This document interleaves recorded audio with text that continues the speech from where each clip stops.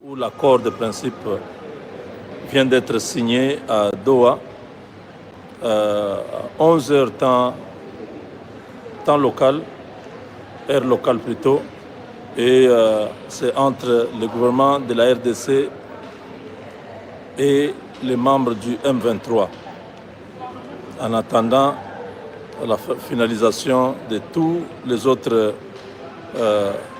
autres clauses dans 10 jours où l'accord final sera signé. Donc, ces déclarations de principe reprend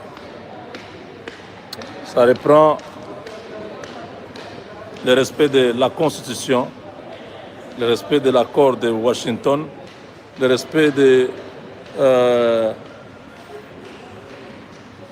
la Charte des Nations Unies et de la résolution 2773. Donc le Congo, c'est un pays souverain qui doit être respecté dans ses limites frontalières, les retraits du M23 sans condition, les cantonnements et tout ce que l'accord de Nairobi prévoyait, tout a été pris en compte. Et aujourd'hui, c'est un tournant historique. La RDC est en train de reprendre sa souveraineté, le redéploiement des forces de l'ordre, de la sécurité nationale, le FARDC, la police nationale et les autorités administratives. Bientôt, l'autorité de l'État sera rétablie à Goma, à Bukavu et dans toute la partie occupée par le M23. En attendant, les modalités d'usage qui doivent suivre pour savoir où sera cantonné le M23 pour la démobilisation, leur désengagement des villes occupées, l'ONU et les États-Unis à travers l'Africom, ils travaillent pour mettre fin à cette imposture qui a trop duré, qui a fait trop de mal à la République démocratique du Congo. C'est un moment historique. C'est un moment que nous attendions. C'est pratiquement le même cheminement que ce qui s'était passé à Washington. On a signé d'abord les déclarations de principe, c'est-à-dire on s'entend, il y aura ça. Tout le monde dit oui, on va respecter ça. Maintenant, le texte va être coulé, le texte qui sera soumis dans 10 jours pour finaliser Doha. Voilà, mes chers amis, tout ce que nous avions à vous dire sur ce dossier. C'est parti très vite. Les gens disent, mais pourquoi l'accord de principe? Pourquoi ne pas signer directement l'accord? Non. Les choses ne se font pas comme vous pensez. Nous sommes au niveau de l'arbitrage international. Les États-Unis sont en train de superviser cette paix à leur manière.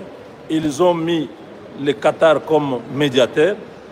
Donc nous suivons la procédure et c'est à notre avantage parce que les Américains sont avec nous. Leurs entreprises ont tellement soif d'arriver au Congo qu'ils ne peuvent pas accepter que les pourparlers du Qatar puissent nous échapper, que nous puissions perdre. Ça ne se fera pas. C'est pourquoi j'ai dit, nous sommes dans les bons et nous tenons à ce que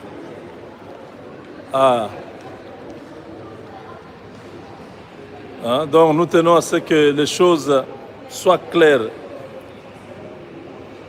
Les médias de Mille Collines vont vous raconter des choses.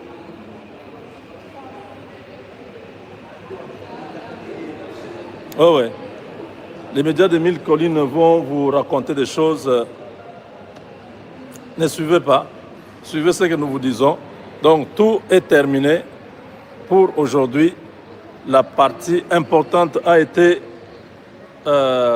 conclue. C'est cet accord de principe qui donne des lignes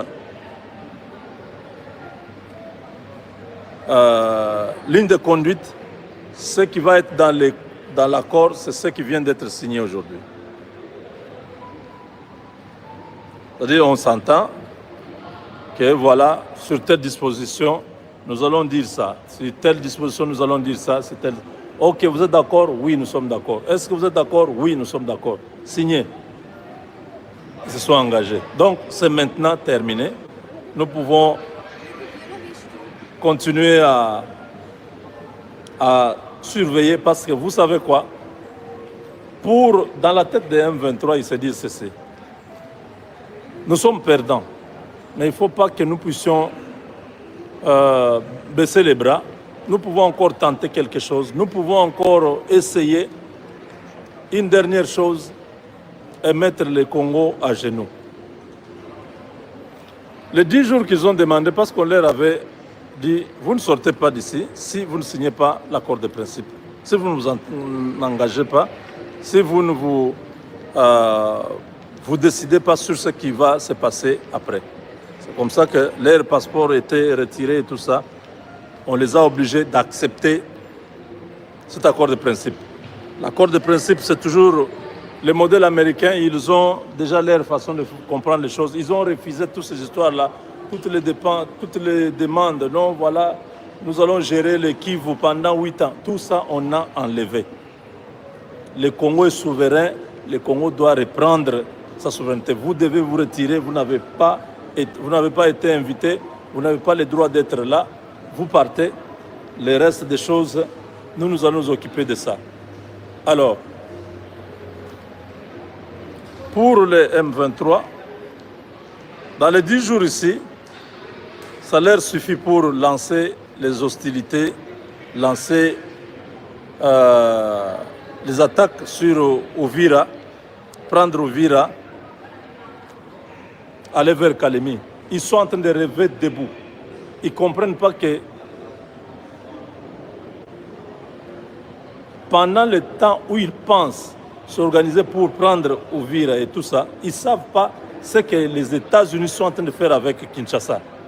Sur le plan militaire, c'est un grand risque que les M23 courent avec le Rwanda. Un très grand risque. Il ne faut même pas penser à ça.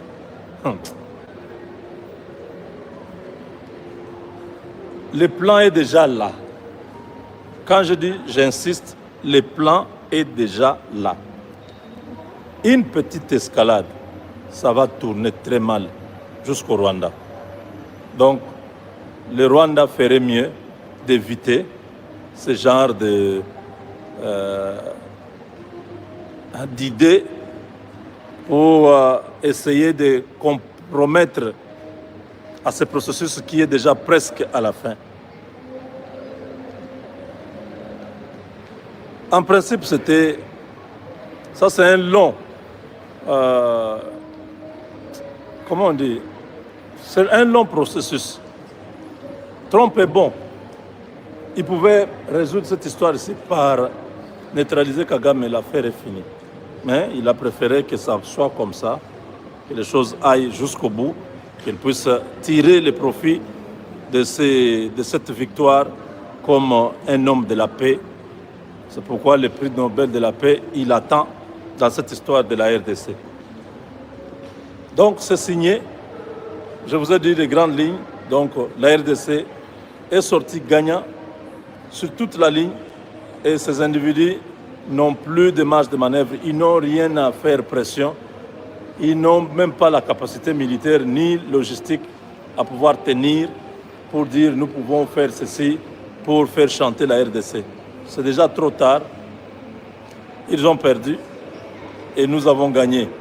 Nous avons, avec Dieu, nous vaincrons.